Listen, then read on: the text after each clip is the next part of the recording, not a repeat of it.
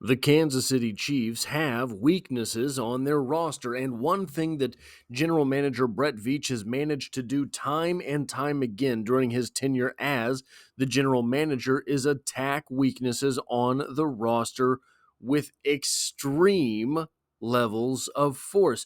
What's that? You lost a Super Bowl, allegedly, because your offensive line was decimated? Well, we'll just enter the next year with an entirely new offensive line. There are three real ways to address a weakness on a roster. The number one way is free agency. The number two way is the draft. And the number three way, the third way, is through the ranks of the undrafted rookie free agents. Obviously, that is the third way to do things because that's going to get you the least sure results. But this season, the Kansas City Chiefs addressed wide receiver through free agency, through the NFL draft, and through the ranks of the UDFA. That was the number one maybe question mark for the Kansas City Chiefs. The number two question mark was the offensive line, in particular, offensive tackle. And that's going to be something that is a recurring theme until the Kansas City Chiefs get it figured out. Unfortunately, getting it figured out is going to be difficult because they're going to draft very late in the process, year after year after year. But the Chiefs did manage to address offensive tackle through two of those three processes with Kingsley Suamataia in the second round of the NFL draft, as well as two more offensive line prospects in the draft, and a handful of offensive linemen through the ranks of the UDFA, including Ethan Driscoll, who might be the UDFA offensive lineman from this class that has the best shot at having a legitimate NFL career. They still have time to address offensive tackle through free agency, and I'm not positive they won't do things that way as well. But the one kind of glaring weakness on the Kansas City Chiefs roster that they did not address, at least not thoroughly, is defensive tackle. They did sign technically a free agent, but it was one of their own free agents, so it doesn't really count having re-signed Derek Nottie. They did sign two UDFA defensive tackles. For the level of unsurety that the Kansas City Chiefs face at the defensive tackle position next to Chris Jones, I'm not sure that is enough. But I thought we would dedicate some time towards looking at the position itself today and trying to ascertain maybe if there is any reason why Brett Veach did not address the defensive tackle position in the way that we think maybe, or we thought maybe, he should have. So these are the 9 names that the Kansas City Chiefs currently boast at defensive tackle for this team, although a small note here, Neil Farrell is still officially listed as a defensive end on the Chiefs website. This is the same rough order of things that I had in the pre-camp video where I went through the entire 90-man roster and dedicated a video to each of the position groups here on the Chiefs. This is the same order of that video with the addition of, obviously, Alex Gubner, as he was added later than that. Now, what is going to stand out to you is that after Chris Jones, things get pretty hairy.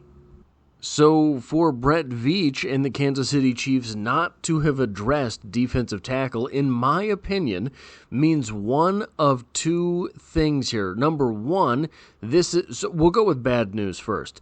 Number one, the bad news possibility as to why the Kansas City Chiefs did not particularly address defensive tackle through free agency, the NFL draft, or kind of through the ranks of the UDFA, though Fabian Levette and Alex Gubner are both UDFAs, is that maybe there wasn't the value, guys. We had a video on the channel a couple days ago talking about Sky Moore and how, yes, Sky Moore does seem a bit disappointing to this point in his career, but in that 2022 NFL Draft, where the Kansas City Chiefs definitely needed wide receiver help, 38 wide receivers were taken.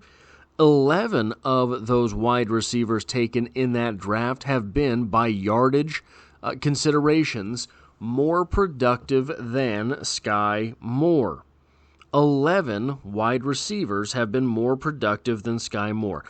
Now, of those 11, only 2 of them were drafted after Sky Moore, meaning that, yeah, probably he's been a little bit disappointing through this point in his career. However, it didn't get any better than that afterwards. At the point that, and I know, they traded down and ended up missing on George Pickens. That was true then, that is true now, that will forever be true. But after George Pickens, after Wan'Dale Robinson, there was no one left to be productive, After George Pickens, after Alec Pierce, there was no one left to be productive besides Romeo Doubs and Khalil Shakir. So, the negative possibility as for why the Kansas City Chiefs did not address the defensive tackle position is just that the value wasn't there. There was no one there that the front office thought could play at the NFL level in the draft. There was no one there that was worth it in free agency because you're going to be signing an inflated contract in order to bring in a free agent in today's NFL. And the only pop for value came through the ranks of the UDFA, with Fabian Levette added in the hours after the draft and Alex Gubner added just recently. Now, that is the equivalent of the bad news possibility. The good news possibility is this: the Kansas City Chiefs know something that we do not. Meaning that there is some constituent part of this 90-man roster, of this 9-man defensive tackle rotation that the Kansas City Chiefs really do value and think is going to have a better season this year than last year. Now, here's a little bit of disprove, perhaps, before we get into why that might be true. The disprove would go like this: the only young guys on this roster aren't even particularly that young. Alex Gubner and Fabian Levette, both 24 years old, both added after the NFL draft as well as free agency. Meaning the Chiefs passed on both of them in all 7 rounds of the draft, did not find them that particularly promising that they wanted to draft the players. UDFA being the third of the 3-step process for acquiring talent in the NFL. Here is the second part of why that might not be true. Chris Jones has been around forever. You know who he is. You know what he is. You know he is the best defensive tackle in football. Derek Nottie has been signing 1-year deals with the Kansas City Chiefs, seemingly since Carlos Carson had his 1,300-yard season.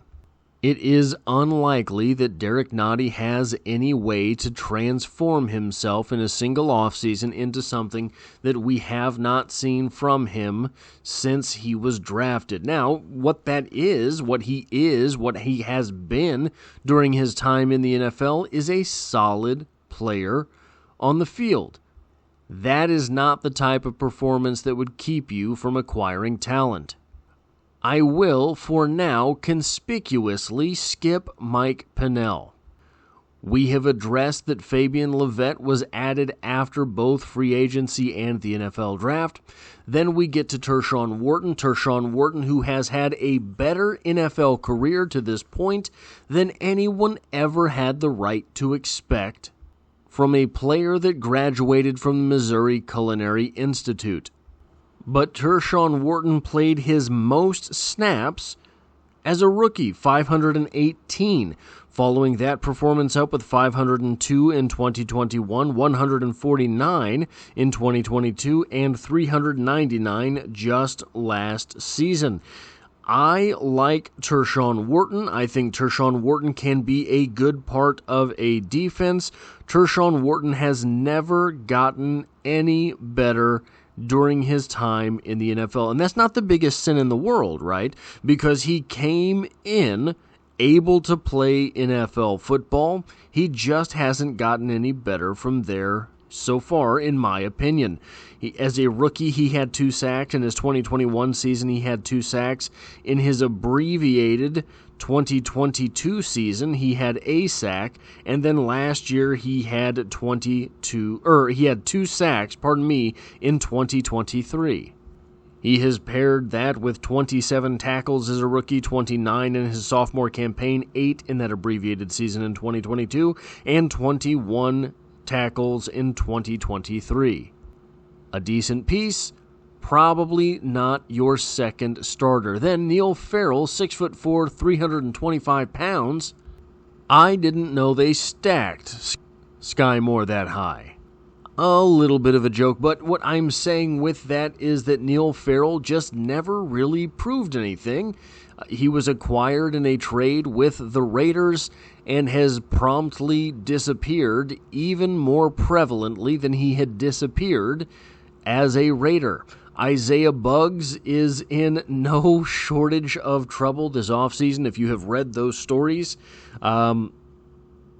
very confusing stuff going on for Isaiah Buggs. If he is to be believed, very troubling stuff going on to Isaiah Buggs.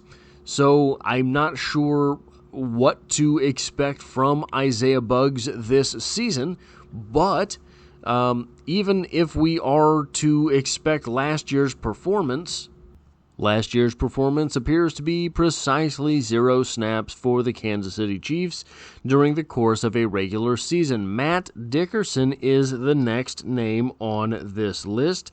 Matt Dickerson is a guy who strikes me as a bottom portion of the roster kind of guy.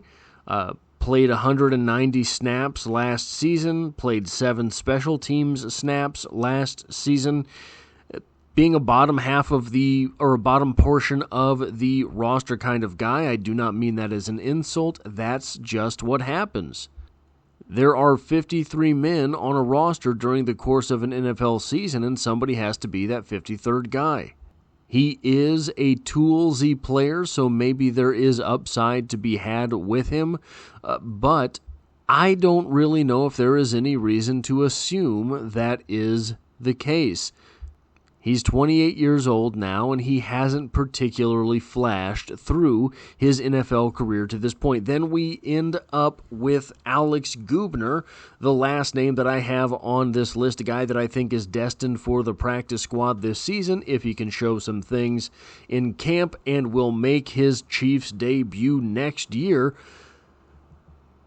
which leads us back to the name that I conspicuously left off, Mike Pennel. Mike Pennel is 33 years old. There's no way he has anything extra left in the tank. Mike Pennel had played just 45 snaps of defense last season for these Kansas City Chiefs before making his presence known really definitively in the Super Bowl. Mike Pennel's career high snaps in a season was 365, a number which averages out to about 21.5 snaps per game.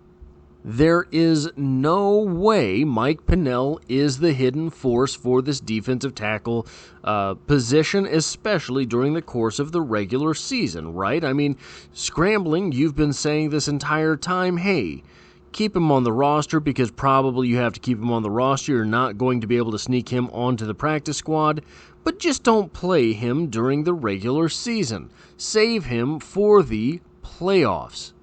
He's an older guy, he's never played a particularly high snap count in his career, and saving him almost exclusively for the playoffs last season paid massive dividends.